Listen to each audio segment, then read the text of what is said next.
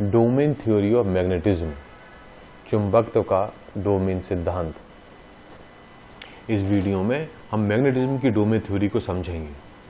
आगे बढ़ने से पहले हमको यह देखना होगा, यह समझना होगा कि डोमेन क्या होते हैं, डोमेन से हम क्या समझते हैं। डोमेन किसी भी सब्सटेंस में छोटे छोटे लोकल रीजन्स होते हैं जिनके अंदर मैग्नेटिक डायपोल होते हैं और ये मैग्नेटिक डायपोल एक दूसरे के पैरेलल होते हैं और इन्हीं पैरेलल मैग्नेटिक डायपोल्स के कारण डोमेन के अंदर, डोमेन के पास मैग्नेटाइजेशन होता है। और स्क्रीन पर आप डोमेन देख भी रहे हैं, एक सब्सटेंस आप देख रहे हैं और उस सब्सटेंस में छोटे छोटे डोमेन्स आप देख रहे हैं और इन्हीं डोमेन के अंदर मैग्नेटिक डायपोल है, नॉर्थ पोल और साउथ पोल, जो कि एक दूसरे के पैरेलल हैं। तो डोमेन के अंदर मैग्नेटाइजेशन का डायरेक्शन दूसरे डोमेन से डिफरेंट होता है। इस कारण से पूरे सब्सटेंस में जो मैग्नेटाइजेशन है वो जीरो हो जाता है। आप डायग्राम भी देख रहे हैं, डायग्राम में बहुत सारे डोमेन हैं। हम ये भी देख रहे हैं कि एक डोमेन में मैग्नेटाइजेशन का डायरेक्शन कुछ और है, दूसरे डोमेन में डिफरेंट है, तीसरे डोमेन में डिफरेंट है, चौथे में और बदल गया। तो हर डोमेन का मैग्नेटाइजेशन का डायरेक्शन डिफरेंट है, अलग अलग है। तो पूरे सब्सटेंस एज ए होल में, जो सब्सटेंस है हमारा वो एज ए होल, इसके अंदर मैग्नेटाइजेशन के डायरेक्शन अलग अलग हो रहे हैं। तो सब्सटेंस एज ए होल अनमैग्नेटाइज्ड कहलाएगा, यानी इसके अंदर जो मैग्नेटाइजेशन है वो जीरो होगा। जब पूरा सब्सटेंस मैग्नेटाइज्ड हो जाता है, सब्सटेंस जब मैग्नेटाइज होता है तब सब्सटेंस के अंदर जो डोमेन है उन सारे के सारे डोमेन्स के अंदर डायरेक्शन एक सा हो जाता है। तो हम कहेंगे ये सब्सटेंस मैग्नेट बन गया।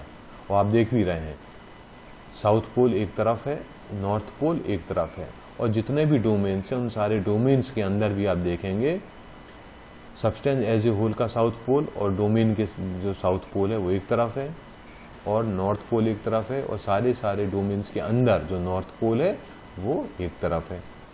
इस कारण से जो सब्सटेंस है वो हमारा मैग्नेटाइज्ड हो गया और यहाँ पे हमारे पास दो पोल आ गए, साउथ पोल और नॉर्थ पोल। एक आइडियल मैग्नेट के अंदर केवल सिंगल डोमेन रहेगा, साउथ पोल एक तरफ रहेगा, नॉर्थ पोल एक तरफ रहेगा। इसके पहले हम डोमेन देख रहे थे, बहुत सारे डोमेन थे, उनमें साउथ पोल एक तरफ जा रहा था, नॉर्थ पोल एक तरफ जा रहा था। लेकिन जब आइडियल मैग्नेट की बात करते हैं, आदर्श चुंबक की बात करते हैं, तो आइडियल मैग्नेट में केवल एक ही डोमेन होगा। हमें यह भी मालूम है कि कोई भी सब्सटेंस एटम से मिलकर बना होता है। एटम्स के पास होता है न्यूक्लियस और न्यूक्लियस के चारों तरफ इलेक्ट्रॉन्स रिवॉल्व करते हैं, और ये आप डायग्राम में भी देख रहे हैं। बीच में है न्यूक्लियस, न्यूक्लियस जो है प्रोटॉन और न्यूट्रॉन से मिलकर बना होता है और न्यूक्लियस के चारों तरफ इलेक्ट्रॉन रिवॉल्व करते हैं। रिवॉल्व करने के साथ साथ इलेक्ट्रॉन स्पिन भी करते हैं। इलेक्ट्रॉन के पास होता है इलेक्ट्रिक चार्ज जो कि नेगेटिव होता है।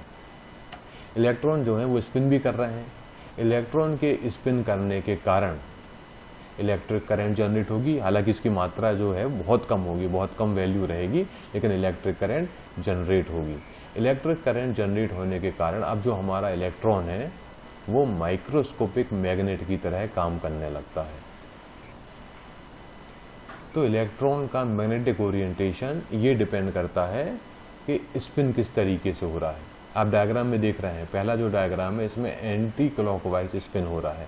तो जब इलेक्ट्रॉन एंटी क्लॉकवाइज स्पिन कर रहा है तो ऊपर की तरफ साउथ पोल है और नीचे की तरफ नॉर्थ पोल है।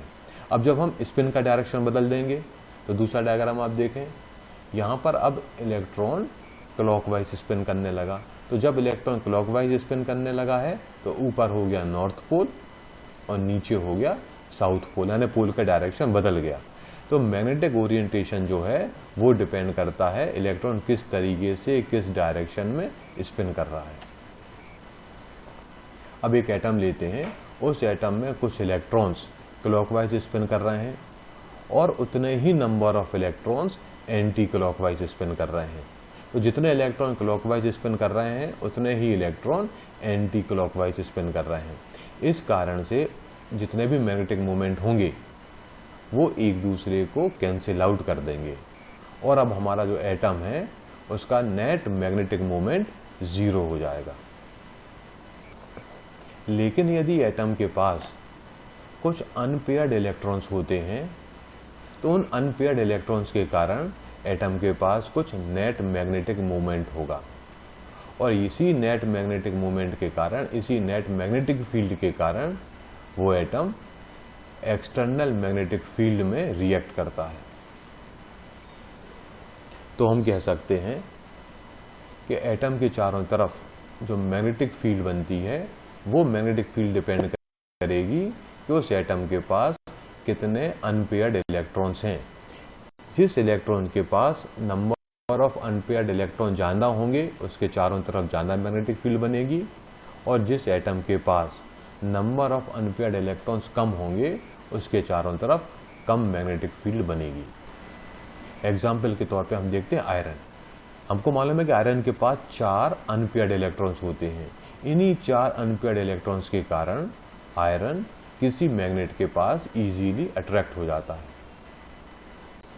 इस वीडियो में हमने मैग्नेटिज्म की डोमेन थ्योरी को समझा।